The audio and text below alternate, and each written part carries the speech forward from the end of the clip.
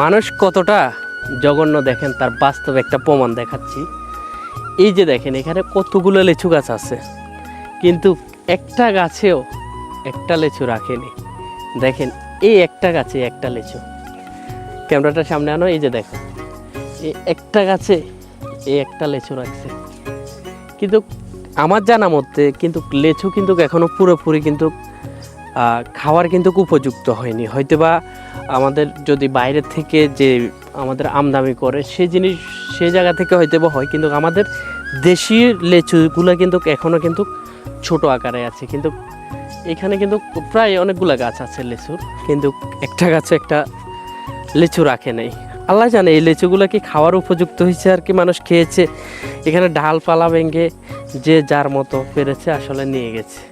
কিন্তু এখানকার এরিয়াটা কিন্তু অনেক বড়।